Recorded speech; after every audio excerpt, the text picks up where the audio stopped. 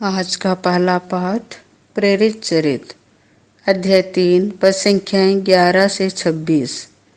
आप लोगों ने जीवन के अधिपति को मार डाला, ईश्वर ने उन्हें मृतकों में से जिलाया है।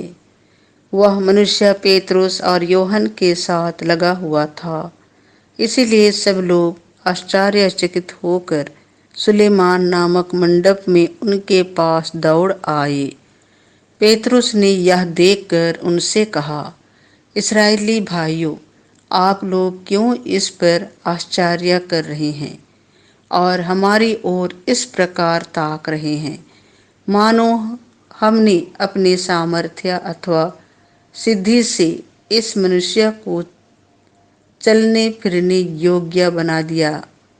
इब्राहिम, इसहाक और याकूब के ईश्वर ने, हमारे पूर्वजों के ईश्वर ने अपने सेवक यीशु को महिमान्वित किया है। आप लोगों ने उन्हें पिलातुस के हवाले कर दिया और जब पिलातुस उन्हें छोड़ देने का निर्णय कर चुका था, तो आप लोगों ने उन्हें अस्वीकार कर दिया।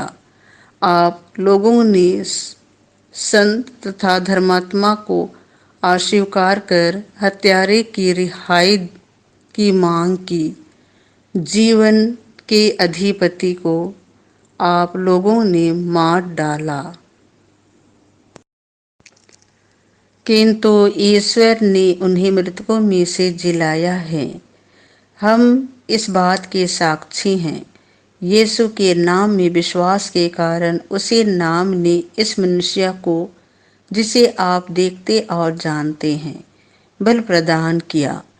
उसी विश्वास ने इसे आप सबों के सामने पूर्ण रूप से स्वस्थ कर दिया। भाइयों, मैं जानता हूँ कि आप लोग और आपके शासक भी यह नहीं जानते थे कि वे क्या कर रहे हैं। ईश्वर ने इस प्रकार अपना वह कथन पूरा किया जिसके अनुसार उसके मसीह को दुख भोगना था और जिसे उसने सब नबियों के मुख से घोषित किया था। आप लोग पश्चाताप कीजिए और ईश्वर के पास लौट कर आइए, जिससे आपके पाप मिट जाए और प्रभु आपको विश्राम का समय प्रदान करे। तब वह पूर्व निर्धारित मसीह को, अर्थात यीशु को आप लोगों के पास भेजेगा। यह आवश्यक है कि वह उस विश्वव्यापी पुनरुद्धार के समय तक स्वर्ग में रहे, जिसके विषय में ईश्वर प्राचीन काल से अपने पवित्र नबियों के मुख से बोला है। मूसा ने तो कहा है, प्रभु ईश्वर तुम्हारे भाइयों में से तुम्हारे लिए मुझ जैसा एक नबी उत्पन्न करेगा। वह जो कुछ तुम लोगों से कहेगा, तुम उस पर ध्यान देना। जो उस नबी की बात नहीं सुनेगा, वह प्रजा में से निकाल दिया जाएगा। शामुएल और सभी परवर्ती नबियों ने इन दिनों की भविष्यवाणी की है। आप लोग नबियों की संतति और उस विधान के भागीदार हैं, जिसे ईश्वर ने आपके पूर्वजों के लिए उस समय निर्धारित किया था, जब उसने इब्राहिम से कहा था, तुम्हारी संतति द्वारा पृथ्वी भर के वंश आशीर्वाद प्राप्त करेंगे। ईश्वर ने सबसे पहले आप लोगों के लिए अपने पुत्र यीशु को पुनर्जीवित किया और आपके पुत्र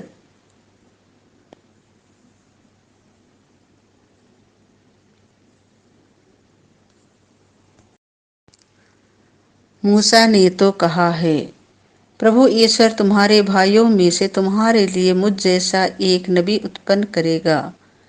वह जो कुछ तुम लोगों से कहेगा, तुम उस पर ध्यान देना। जो उस नबी की बात नहीं सुनेगा, वह प्रजा में से निकाल दिया जाएगा। शामिल और सभी प्रवृत्ति नबियों ने इस दिनों की भविष्यवाणी की है। आप लोग नबियों की संतति और उस विधान के भागीदार हैं जिसे ईश्वर ने आपके पूर्वजों के लिए उस समय निर्धारित किया था जब उसने इब्राहिम से कहा था, तुम्हारी संतति द्वारा पृथ्वी भर के वंश आशीर्वाद प्राप्त करेंगे। ईश्वर ने सबसे पहले आप लोगों के लिए अपने पुत्र यीशु को पुनर्जीवित किया और आपके पास भेजा है, जिससे वह आप लोगों में से हर एक को कुमार्ग से विमुख कर आशीर्वाद प्रदान करे। यह प्रभु की वाणी है। संत लुकस के अनुसार पवित्र सुसमाचार अध्याय 24 पद संख्याएं 35 से 48। मसीह को दुख भोगना और तीसरे दिन मृतकों में से जी उठना था। शिष्यों ने भी बताया कि रास्ते में क्या क्या हुआ और कैसे उन्होंने यीशु को रोटी तोड़ते समय पहचान लिया था। वे यह सब बता ही रहे थे कि यीशु उनके बीच आकर खड़े हो गए। उन्होंने उनसे कहा, तुम्हें शांति मिले। परंतु वे विस्मित और भयभीत होकर यह समझ रहे थे कि वे कोई प्रेत देख रहे हैं। यीशु ने उनसे कहा, तुम लोग घबराते क्यों हो? तुम्हारे मन में संदेह क्यों होता है? मेरे हाथ और मेरे पैर देखो, मैं ही हूँ। मुझे स्पर्श कर देख लो। प्रेत के मेरे जैसा हाड़ मांस नहीं होता। उन्होंने यह कहकर उनको अपने हाथ और पैर दिखाए। इस पर भी जब शिष्यों को आनंद के मारे विश्वास नहीं हो रहा था और वे आश्चर्यचकित बने हुए थे, तो यीशु ने कहा, क्या यहाँ तुम्हारे पास खाने को कुछ है? उन्होंने यीशु को भुनी मछली का एक टुकड़ा दिया। उन्होंने उसे लिया और उनके सामने ही खाया। यीशु ने उनसे कहा, मैंने तुम्हारे साथ रहते समय तुम लोगों से कहा था कि जो कुछ मूसा की संहिता में और नबियों में तथा भजनों में मेरे विषय में लिखा है, सबका पूरा हो जाना आवश्यक है।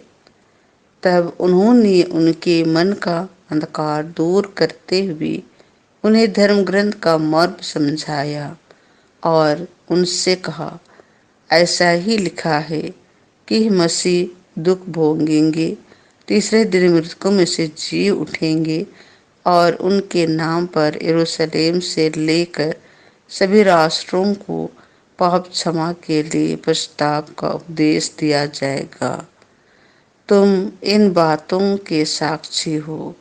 देखो, मेरे पिता ने जिस वरदान की प्रतिज्ञा की है उसे मैं तुम्हारे पास भेजूंगा। इसीलिए तुम लोग शहर में तब तक बने रहो जब तक ऊपर की शक्ति से संपन्न ना हो जाओ। यह प्रभु का सुसमाचार है।